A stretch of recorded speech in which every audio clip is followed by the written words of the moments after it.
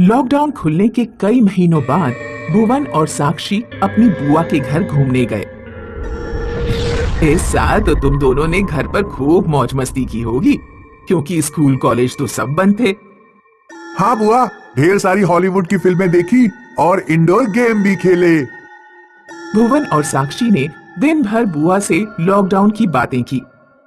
रात में भुवन और साक्षी खाना खाने के बाद जब सोने जा रहे थे तो उनकी बुआ ने कहा, तुम दोनों को सोते समय भी मास्क पहनना है। बुआ, क्या आप मजाक कर रही हैं? सोते समय मास्क हम क्यों पहनेंगे? वैसे भी मास्क लगा लगा कर थक गए हैं। बेटी, पिछले कुछ महीनों से गांव में एक चुड़ैल आती है जो उन लोगों के सिर काट कर ले जाती है जो मास्क नहीं पहनते। गांव के कई लोग अपनी जान गंवा चुके हैं। मैं नहीं चाहती कि तुम दोनों किसी मुसीबत में पड़ो, इसलिए रात में जागो या सो, लेकिन मास्क जरूर पहन कर रखना। बुआ जब चली गई तो भुवन साक्षी से बोला, मैंने न्यूज़पेपर में पढ़ा था कि लॉकडाउन के दौरान गांव में कई अफवाह फैली थी। लगता है ये भी कोई अफवाह है, इसलिए मुझे नहीं लगता कि हमें सोते वक्त मास्क पहनने की जरूरत है। लेकिन अगर बुआ की बात में कुछ सच्चाई हुई तो मैं तो मास्क पहनकर ही सोऊंगी। साक्षी ने सोते समय मास्क पहन लिया, लेकिन भुवन ऐसे ही सो गया। ज्यादा खा लेने के कारण साक्षी के पेट में दर्द हो रहा था, इसलिए उसे नींद नहीं आ रही थी। आधी रात को उसने पायल की आवाज सुनी। साक्षी को लगा कि कोई बाहर की गली से कमरे की खिड़की की तरफ आ रहा है। कहीं कहीं ये वही चुड़ैल तो नहीं जिसके बारे में बुआ बता रही थी। साक्षी ने तुरंत मेज पर रखा हुआ मास्क भुवन के मुंह पर डाल दिया।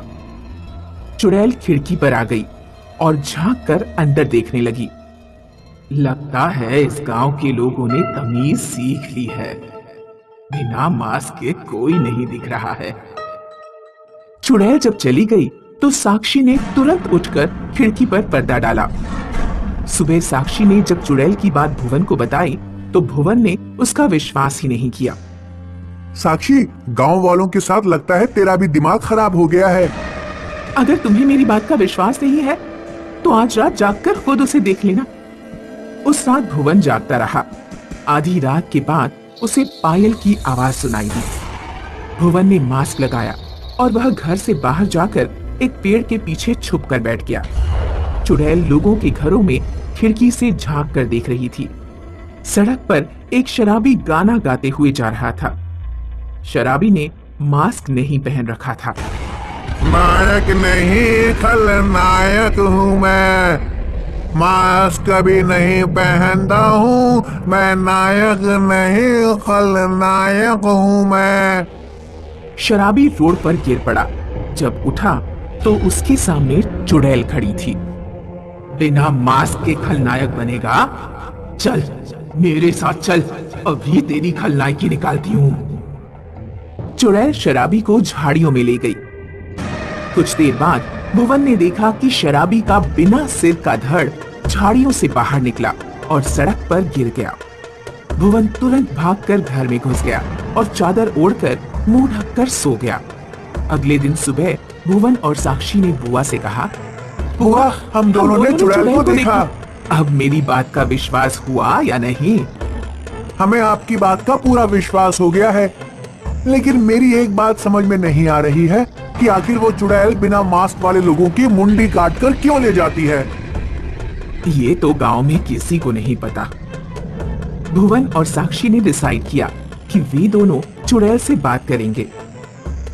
साक्षी, तू आगे जाना और मैं पीछे चलूंगा। तुम्हें आग में जाने से डर लग रहा है क्या? हाँ, चुड़ैल एक लड़की है और तुम भी एक लड़की हो, इसलिए तुम्हारा उससे बात करना ज्यादा सुविधाजनक है। मैं लड़का हूँ, मुझे डर है कि कहीं वो मुझे देखते ही मेरी मुंडी ना काट दे।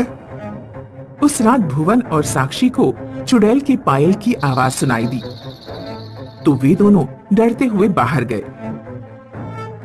हाँ, हमारी गर्दन मत काटना, हम तुमसे बात करने आए हैं। हमने मास्क भी पहन रखा है। हम जानना चाहते हैं कि तुम बिना मास्क पहने लोगों की गर्दन क्यों काट देती हो? गांव के लोगों ने जब साक्षी और भुवन को चुड़ैल से बातें करते देखा तो वे अपनी खिड़कियों से झांककर बातचीत सुनने लगे। मेरा नाम माधुरी है। पिछले साल ही मेरी शादी हुई थी। महामारी के समय एक आदमी जो हमारे पड़ोस में रहता था कहीं बाहर से घूम कर आया। उसे जुकाम और खांसी थी, लेकिन वह बिना मास्क के घूमता था। मैंने और मेरे पति ने उससे मास्क पहनने के लिए कहा, लेकिन वो नहीं माना और उल्टा हमसे ही लड़ने लगा। आखिरकार वही हुआ जिसका डर था। कुछ दिनों बाद वो आदमी मर गया। उसकी बीमारी हमें भी लग गई और हम भी बेमौत मारे गए। इसीलिए अब गांव का कोई भी आदमी बिना मास्क के घूमता है तो मैं सीधे उसकी गर्दन काट देती हूँ। तुम्हारे साथ जो हुआ उसके लिए हमें बहुत अफसोस है, लेकिन महामारी अब खत्म होने वाली है।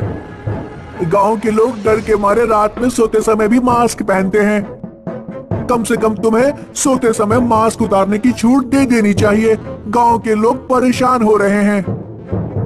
ठीक है, सोते समय गांव वाले मास्क उतार सकते हैं, लेकिन घर से बाहर निकलने पर उन्हें मास्क पहनना ही होगा।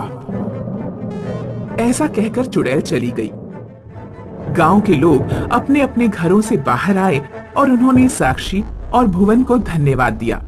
गांव के लोगों, स्वस्थ व्यक्ति से ज्यादा बीमार व्यक्ति को मास्क पहनने की जरूरत है, क्योंकि एक बीमार व्यक्ति कई लोगों को बीमार कर सकता है। इसलिए खांसी जुकाम होने पर मास्क जरूर पहनकर रखना है। इसमें हमारे और हमारे परिवार की ही भलाई है। लालू और मुन्ना में गहरी दोस्ती थी। दोनों साथ साथ काम पर जाते और वापस भी साथ में ही लौटते। कुछ दिनों पहले ही दोनों ने एक साथ एक ही मंडप में शादी की थी। एक रात जब वे दोनों घर लौट रहे थे तो मंदिर के पास उन्हें एक औरत सिंदूर बेचती दिखी। मुन्ना, मैं सोच रहा हूँ कि शबनम के लिए सिंदूर खरीद लूं। तुम अकेले क्यों खरीदोगे? मैं भी अपनी कामनी के लिए सिंदूर खरीदूंगा। लालू और मुन्ना सिंदूर खरीदकर अपने अपने घर ले गए। लालू ने अपनी पत्नी से कहा, शबनम, आज मैं तुम्हारे लिए सिंदूर लेकर आया हूँ। तुम्हारी सूनी मांग अच्छी नहीं लगती। आज के बाद हमेशा तुम्हारी मांग में सिंदूर दिखना चाहिए। उस रात शबनम सिंदूर लगाकर ही सो गई। रात में अचानक खटपट की आवाज से लालू की आंख खुल गई। उसने देखा कि शबनम अपनी सिंगारदानी का सामान निकालकर बाहर फेंक रही है। शबनम, ये क्या कर रही हो? क्या तुम्हें श्रृंगारदानी का सामान पसंद नहीं? शबनम ने लालू की बात का कोई जवाब नहीं दिया। जब श्रृंगारदानी का सारा सामान बाहर फेंका जा चुका था तो शबनम ने एक ईंट से श्रृंगारदानी तोड़ी और दरवाजे से बाहर फेंककर वह सोने चली गई। इसे क्या हो गया है? लगता है मुझसे नाराज है। लालू ने अगले दिन शबनम के व्यवहार के बारे में मुन्ना को बताया। जब हम लोगों ने शादी का सामान खरीदा था तो मैंने तुमसे कहा था कि सस्ती वाली श्रृंगारदानी मत खरीद, लेकिन तू नहीं माना। आज ही उसके लिए महंगी वाली नई श्रृंगारदानी लेकर जा। रात में जब लालू घर पहुंचा तो शबनम का चेहरा देखकर डर गया। शबनम के पूरे चेहरे पर लाल सिंदूर पुता हुआ था और वह शादी की फोटो फाड़ फाड़ कर फेंक रही थी। शबनम, ये क्या कर रही हो? कल रात तुमने श्रृंगारदानी तोड़ डाली और अब फोटो फाड़ रही हो। तुम्हारा दिमाग ठीक नहीं है क्या? लालू ने शबनम के हाथ से फोटो का एल्बम छीन लिया। शबनम की आंखें खून से लाल हो गई। उसने गुस्से में पास रखी बड़ी अलमारी को जमीन पर गिरा दिया। लालू गुस्से से तेजी से चिल्लाया, शबनम! शबनम का मूड अचानक से बदल गया। ये मैं क्या कर रही थी? अलमारी किसने गिराई? और ये हमारी शादी के फोटो किसने फाड़ दिए? शबनम ने शीशे में अपना चेहरा देखा तो वह चीख पड़ी, मेरे चेहरे पर सिंदूर किसने लगाया? ये सब तुमने ही किया है। लालू को अपनी पत्नी का अजीब व्यवहार समझ नहीं आ रहा था। अगले दिन काम से लौटते समय लालू ने मुन्ना को सारी बात बताई। तुम्हारी बातें सुनकर लग रहा है कि कोई भूत प्रेत का चक्कर है। दोनों को मंदिर के पास सिंदूर बेचने वाली औरत फिर से मिली। मुन्ना सिंदूर खरीदने लगा। मुन्ना, अभी कुछ दिन पहले ही हमने सिंदूर खरीदा था, अब तुम दोबारा खरीद रहे हो? मैंने उस दिन जो सिंदूर खरीदा था वो सब बेकार हो गया, क्योंकि उस दिन मैंने यहाँ से जाते ही अपनी शर्ट वॉशिंग पाउडर में भिगो दी थी और शर्ट की जेब में ही सिंदूर रखा हुआ था, इसलिए उस सिंदूर का कोई उपयोग नहीं हो पाया। मुन्ना अपने घर सिंदूर लेकर पहुंचा और उसकी पत्नी कामिनी अपनी मांग में सिंदूर भरकर सो गई। मुन्ना की रात के 12 बजे आंख खुली। उसने देखा कि कामिनी बिस्तर पर नहीं है।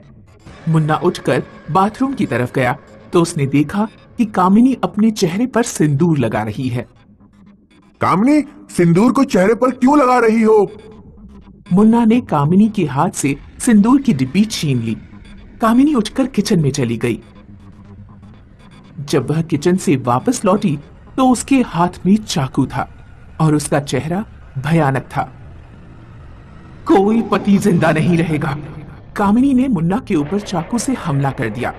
मुन्ना सीधे घर के बाहर भागा और उसने घर का दरवाजा बाहर से बंद कर लिया। कामिनी अंदर से दरवाजे में चाकू मारती रही। मुन्ना उसी समय दौड़ता हुआ लालू के घर पहुंचा। लालू, मेरी पत्नी कुछ अजीब हरकतें कर रही है। उसने मेरे ऊपर चाकू से हमला कर दिया। उसका पूरा चेहरा सिंदूर में रंगा हुआ था। आज मैंने शबनम को सिंदूर नहीं लगाने दिया था, वो बिल्कुल ठीक है। उस सिंदूर में ही कुछ गड़बड़ है। अगले दिन लालू और मुन्ना ने मंदिर के बाहर खड़े होकर सिंदूर बेचने वाली उस औरत को ढूंढा, लेकिन वो उन्हें कहीं नहीं मिली। लालू और मुन्ना मंदिर के अंदर गए और उन्होंने मंदिर के एक बूढ़े पुजारी से पूछा, बेटा, वो औरत 40 साल पहले यहाँ खड़ी होती थी जब मैं बच्चा था। ये आप क्या कह रहे हैं? उस औरत की उम्र तो 30-35 के आसपास ही होगी। तुमने जरूर उस औरत की भटकती आत्मा से सिंदूर ले लिया है। 40 साल पहले रूपवती नाम की एक औरत मंदिर के बाहर सिंदूर बेचा करती थी। रूपवती शादीशुदा थी, लेकिन उसका पति शराबी और पियक्कड़ था। रूपवती को रामजीमल नाम के चित्रकार से प्यार हो गया था। एक दिन जब वो चित्रकार रूपवती का चित्र बना रहा था तो रूपवती के पति ने उन दोनों को देख लिया। उस दिन जब रूपवती घर पहुंची तो उसके नशेड़ी पति ने चाकू से रूपवती की हत्या कर दी। रूपवती की आत्मा अपना सिंदूर बांटकर सारे पतियों से बदला ले रही है। मुन्ना और लालू ने तुरंत अपने घर जाकर रूपवती की आत्मा से लिया गया सिंदूर बाहर फेंक दिया। आज भी लोगों को मंदिर के बाहर रूपवती की आत्मा सिंदूर बेचती दिखाई देती है। हेलो दोस्तों, आपका हमारे चैनल स्टोरी प्लीज पर बहुत बहुत स्वागत है। इसी तरह की और इंटरेस्टिंग वीडियोस देखने के लिए हमारे चैनल को सब्सक्राइब करके बेल आइकन जरूर दबाएं। Thank you.